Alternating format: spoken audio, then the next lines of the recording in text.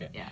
So, AJ, good morning. morning. I love you. I love you. We had so much fun. We were such giggly. Like, we agreed that the other day that if we had been in third grade together, then we would have been separated because we would have been too chatty and it would not have worked. The teacher would have been very annoyed with us. Okay, you over there, you over there. The desk buddies. So we're talking today about the giving tree syndrome and martyrdom of. I've had a lot of women coming in for readings, for example, saying that they're the empath, they're leaving the narcissist. It's kind of like a trend even on TikTok now of women just getting kind of fed up of giving, feeling like their light and energy and time and eggs and everything are just being taken. And so we're moving from giving tree martyrdom connections to self-care and mutual nourishing ones. You want to say a little bit about like what we were just talking about? Yeah, I think that's topic, it's really important, and it is really prevalent. I think it's coming up in the collective a lot. Yeah. And it's just, that's part of the reason it's so important to be in tune with like your body and your needs and kind of that intuitive compass, because you can sense energetically prior to any conversation, like when you show up with people in a room or at an event or whatever, it's like you can feel if they're energetically giving to you, right? Bringing that offering of, I want to be friends, I want to be partners, I want to be coworkers, I want to be whatever. And so I think it's really important to recognize the offering first, and make sure that you establish that that's going to be a reciprocal type of energy. Sure. Because we do have the tendency to overgive, and not out of even a place of martyrdom always, but just sometimes out of a place of deep compassion, because this person coming to us is like, oh my gosh, I recognize myself in you, I see what you're going through, let me help you. And sometimes it's just a matter of like not understanding how much we have left to give, or like what our boundaries are. And so a lot of times overgiving is an accident, but we're trained into it, we're right, conditioned because that way, it's just happens to be what we've always done. But once we understand that we need to recognize that reciprocal energy first before we decide to give. I think that's what kind of saves our energy stores. And so I think the male version of that, I'm sorry to interrupt, but would be people pleasing and trying to sort of impress you rather than that deeper connection. And they're trying, like this one kid I've been counseling, he lost his wife to another guy and he's devastated. And he's like, I tried to do everything right. And it just felt like, it just didn't work. And so he doesn't know what he did wrong, quote unquote. Right. And it's just energy dynamics, right? Right. Yeah. It's not personal. It's just non-resonance. Yeah. And I think when we can recognize that, it keeps us from those situations where we're trying to where we're striving to either be valuable or feel worthy or make something right, or save it from being wrong or whatever. And if we can just approach it from an energetics where it's like, I'm giving what I can and it doesn't seem to be enough, landing, right? It's not landing, it's not being received, then that's just not an energetic,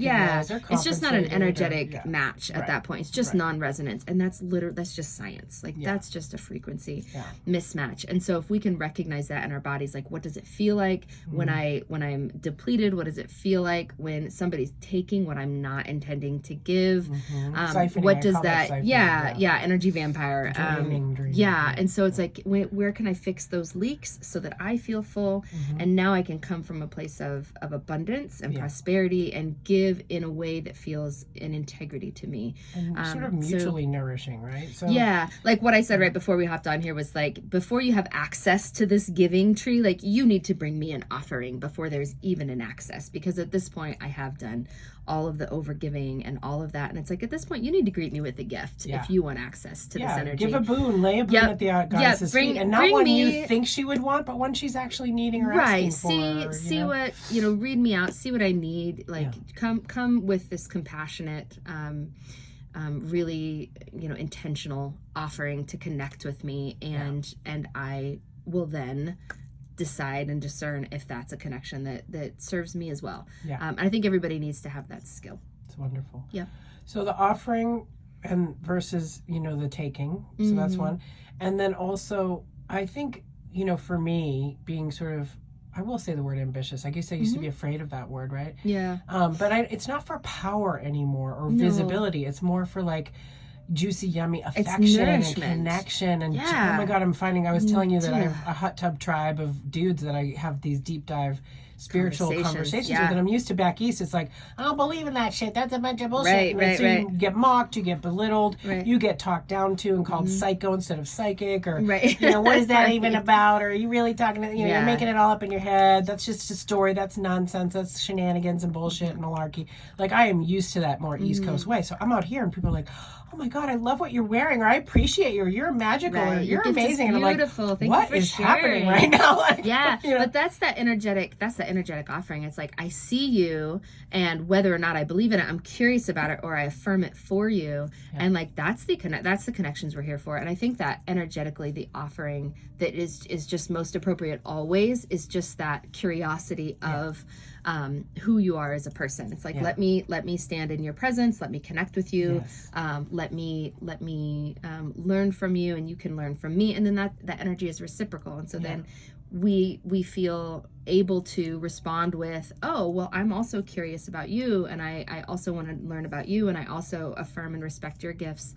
And that's how we raise that whole vibration collectively. But it starts with arriving, like, and also us being mindful of arriving to other people's giving trees, other people with energetic and spiritual giftings of like, let me pour into you so that you feel safe and comfortable pouring into me, and let's establish this connection that's reciprocal and nourishing in a lot of ways. And especially coming into like fall and winter, like that's when we're supposed to do that. So, and I think I have to remind myself of that, because I have a lot of women who are battle weary, of course. And they've just been battling themselves and society and body image.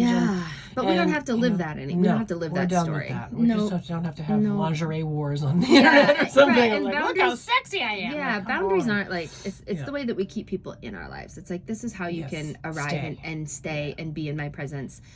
Tell me what yours are. I'll meet them if I can. And if we're in resonance, then we get to hang like that. So I think that's important, just to remember to save space for people in your life who are bringing that energetic offering, and to also be mindful to offer it to other people that you want to connect with.